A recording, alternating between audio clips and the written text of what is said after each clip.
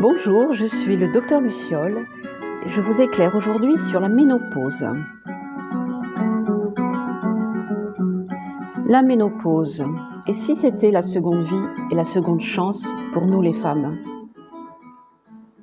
La ménopause, c'est quoi? En fait, la ménopause, c'est juste un état physiologique qui se situe après les cycles. Méno, ça veut dire femme, et pause, ça veut dire femme en pause.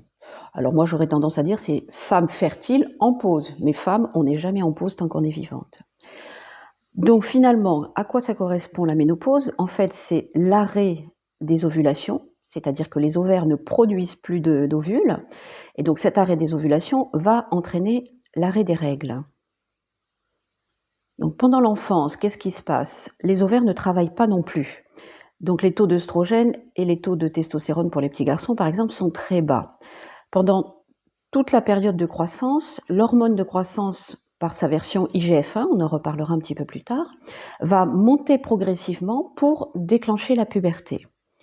Les taux de LH-FSH sont au plus bas. Donc au moment de la puberté, sous l'action de l'IGF-1, les ovaires vont commencer à se réveiller et des ovules vont être produits, donc il y a une montée d'œstrogènes qui vont faire apparaître donc les seins, la répartition de la graisse, les hanches, les cheveux, voilà tous les attributs donc l'acné aussi, qui est un des attributs de la puberté, pour mettre en place en fait des cycles réguliers ou plus ou moins réguliers pendant une quarantaine d'années en fonction des réserves des ovaires. Donc cette réserve en ovocytes, en ovules, elle est très variable d'une femme à l'autre. C'est pour ça qu'il y a des ménopauses à 35 ans ou des ménopauses à 55 ans. Donc qu'est-ce qui se passe au moment de la ménopause, juste avant la ménopause, qu'on appelle la préménopause? Donc les ovaires commencent à avoir du mal à produire des ovules. Donc les cycles peuvent s'espacer ou pas.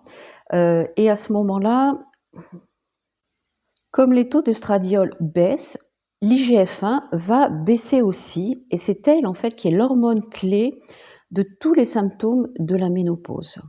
Donc pour moi, les symptômes de la ménopause ne sont pas liés directement à la baisse des œstrogènes, comme voudraient nous le faire croire les fabricants pharmaceutiques, mais bien à la baisse de l'IGF-1. Donc en résumé, au moment de la ménopause, contrairement à la petite fille, on aura donc LH, FSH qui sont les hormones du cerveau qui sont très hautes et on aura des œstradiols très bas. Ça, c'est comme la petite fille. Une petite fille est vivante, elle a pas mal aux articulations, elle joue, elle est pleine de vie. Donc arrêtons de penser que c'est la baisse des œstradiols qui génère les difficultés de la ménopause. Donc en fait, qu'est-ce qui se passe? Donc cette IGF-1 baisse, alors elle baisse aussi plus ou moins vite selon les individus, c'est là où on n'est pas égaux sur le vieillissement, et ça crée en fait un ralentissement de tous les métabolismes. Donc du coup, on a moins de muscles, on perd du muscle, plus difficile d'en fabriquer, on prend de la graisse, on n'arrive pas à gérer bien le sucre, donc c'est de l'insulinorésistance, le foie travaille moins bien, la récupération se fait moins bien aussi, et le nettoyage des tissus, on va dire, inflammatoires, abîmés, ne se fait pas très bien non plus. Ce qui fait qu'une petite douleur articulaire peut durer 15 jours, 3 semaines, voire plus longtemps, parce qu'il y a une histoire de récupération. Le sommeil est moins récupérateur, et donc il faut plus de repos. C'est là où on peut parler de ménopause, moi je dirais plutôt de méno-repos. Il faut prendre soin de vérifier aussi, au moment de la ménopause, si les autres hormones responsables du métabolisme sont fonctionnelles. Tous les autres systèmes hormonaux doivent être fonctionnels. Ce n'est pas lié à la ménopause. Donc, on vérifie d'abord avec votre médecin que tous ces métabolismes marchent. Alors, dans ces métabolismes, j'inclus donc la surrénale avec les dosages de cortisol, j'inclus la thyroïde avec la surveillance donc des hormones thyroïdiennes, et j'inclus aussi tout ce qui est système osseux avec la vitamine D et les hormones donc, qui permettent la création de l'os et la fixation du calcium. Alors je reviens sur l'IGF-1 qui pour moi est vraiment l'hormone, on va dire, clé des symptômes. Donc on a vu qu'elle bloquait la récupération, elle ne permettait pas la fabrication des muscles, ni d'un tissu osseux correct, ni d'un nettoyage en fait de tout ce qui est inflammatoire. Comment? Vous allez me dire, comment on fait monter l'IGF-1? Eh bien, la bonne nouvelle, c'est que l'IGF-1, on peut la faire monter grâce à l'activité physique. Alors, pas en excès, parce que quand l'activité physique est en excès, comme chez les grands sportifs, ça peut bloquer l'IGF-1. C'est d'ailleurs un des marqueurs de surveillance, du dopage par exemple aussi. L'IGF-1, elle va monter avec l'activité physique. Et ça, c'est fondamental. C'est-à-dire qu'il faut remettre au corps et au cœur cette activité physique, c'est-à-dire 1 heure par jour minimum.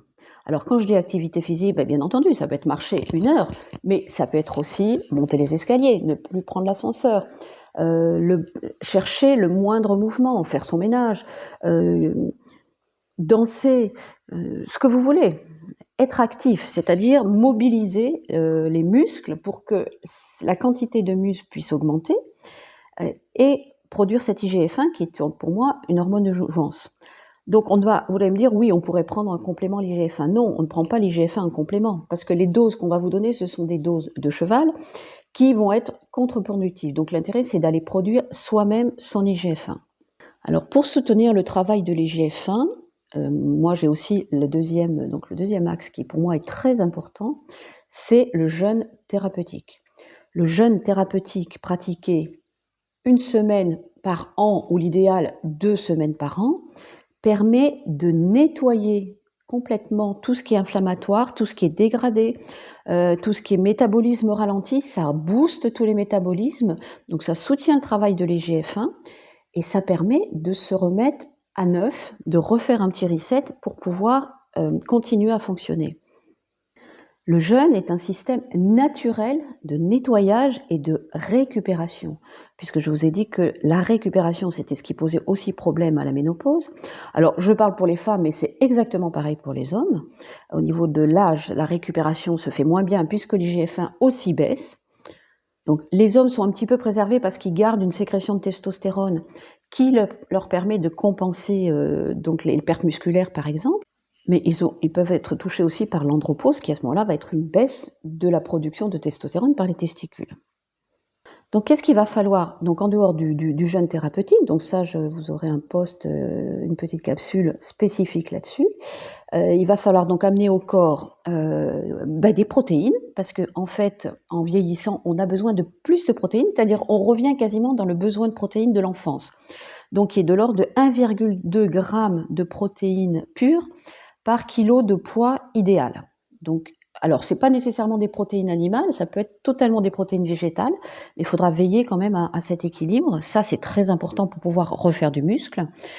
Vous allez aussi avoir évidemment la vitamine D, donc je vous rapporte à la capsule sur la vitamine D et le calcium. Et ici, maintenant, je vais rajouter l'importance des apports en oméga 3 et en oméga 6. Donc, oméga 3, oméga 6, ce sont des bonnes graisses qui permettent de bien faire fonctionner tout le système cardiovasculaire, tout le système, on va dire, psychique, et aussi tout ce qui est qualité de la peau, régénération de la peau, donc les oméga 3 et les oméga 6. Je ne rentre pas dans le détail, mais vous aurez aussi une capsule spécifique sur ces deux graisses particulières. Alors ici, mon troisième volet, qui pour moi est fondamental lors de la ménopause, c'est l'apport d'oméga 3 et d'oméga 6 à travers les graines de lin. Alors pourquoi les graines et non pas l'huile? Parce que les graines de lin contiennent aussi des phytoœstrogènes, différents des phytoœstrogènes du soja, qui eux sont cancérigènes. Les phytoœstrogènes de la graine de lin ne sont pas du tout cancérigènes, et en plus ils sont hormonorégulateurs, c'est-à-dire que les femmes qui ont une insuffisance d'œstradiol, enfin d'œstrogène, vont être améliorées par les graines de lin, et les femmes qui ont beaucoup de bouffées de chaleur aussi vont être améliorées par les graines de lin. C'est-à-dire que ça harmonise en fait. Donc c'est recommandé à toutes les femmes. Donc comment on les utilise ces graines de lin? Donc c'est 1 cuillère à soupe de graines de lin, peu importe jaune ou noir, ça c'est une question de goût, que vous allez mixer dans un petit moulin à café, un petit moulin à café à l'ancienne électrique. Donc vous allez bien les mouler pour que la poudre chauffe. C'est très important de pouvoir chauffer puisque ça élimine par la chaleur ce qui pourrait être toxique dans la graine de lin. Et surtout, on ne prépare pas sa poudre pour la semaine, il faut vraiment la consommer dès qu'on l'a moulue parce que c'est une graisse instable, c'est pour ça qu'elle est riche en qualité, mais elle s'oxyde très rapidement et elle prend un goût de rance, donc on mixe au moment où on prépare. Et cette petite poudre, donc la cuillère à café rase de graines de lin, on va mettre cette poudre avec un yaourt, un fromage blanc, dans de la soupe, dans ce que vous voulez. Voilà, donc c'est une cuillère à soupe par jour. Alors au niveau médicamenteux, bien sûr, il y a des propositions pour la ménopause. Donc c'est ce qu'on appelle le THS, traitement hormonal substitutif, donc qui consiste à prendre des hormones, donc de l'œstrogène, des œstrogènes synthétiques. Donc ce sont aussi de fortes doses. Alors tout se discute. Donc ça, c'est très important de pouvoir discuter avec votre gynécologue, votre médecin ou votre rhumatologue de l'intérêt de faire un traitement hormonal substitutif dès le début de la ménopause, notamment pour freiner l'ostéoporose. Quand il y a un risque d'ostéoporose familiale, c'est très important de pouvoir discuter de ce traitement. Ce traitement a aussi des inconvénients cardiovasculaires, notamment chez les femmes qui fument, et de toute façon, on ne peut l'utiliser que pendant 10 ans. Donc je ne rentre pas là dans le débat de ce traitement, c'est à discuter vraiment avec les professionnels de santé. Ensuite, plein de fabricants vont vous proposer plein de suppléments alimentaires pour gérer votre ménopause. Bon, vous en faites ce que vous voulez, vous pouvez y mettre de l'argent, j'ai jamais rien vu de très, très efficace. À part effectivement, quand il y a des mélanges avec, la vitamine D, des oméga 3, des oméga 6, etc.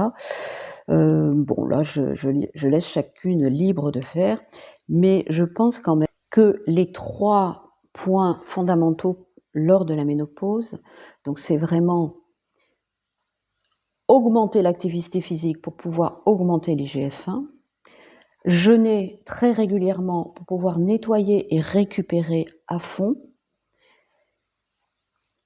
et les conseils alimentaires dont je viens de vous parler, qui sont donc les protéines, la vitamine D, le calcium et les oméga 3, oméga 6. Alors bien sûr, il y a aussi tout le positionnement en fait psychologique par rapport à la ménopause et le positionnement sociétal. Ce n'est pas parce qu'une femme ne peut plus avoir d'enfants qu'elle n'a plus le droit d'exister dans la société. Au contraire, c'est une seconde vie. Personnellement, je suis 1000 fois plus vivante depuis que je suis ménopausée qu'auparavant. Il y a des nouveaux plaisirs, il y a des nouveaux rythmes, la curiosité est intacte, on est libéré de peut-être la charge d'enfant si on a eu des enfants, ou au moins on est libéré de la variabilité d'humeur due aussi au cycle.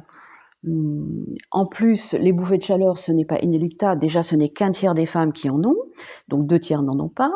Et si on gère, avec ce que je vous ai indiqué, toute la baisse en fait de dynamisme, de douleurs articulaires, de douleurs musculaires, avec ces quelques éléments que j'ai pu vous apporter, vous verrez que la ménopause, c'est quand même, une seconde vie qu'on nous offre et il faut la profiter jusqu'à la fin.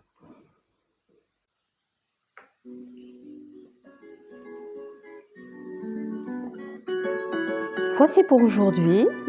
Docteur Luciol vous a éclairé sur la ménopause et je vous préparerai donc un post sur le jeûne thérapeutique et les oméga 3, les oméga 6. À très bientôt.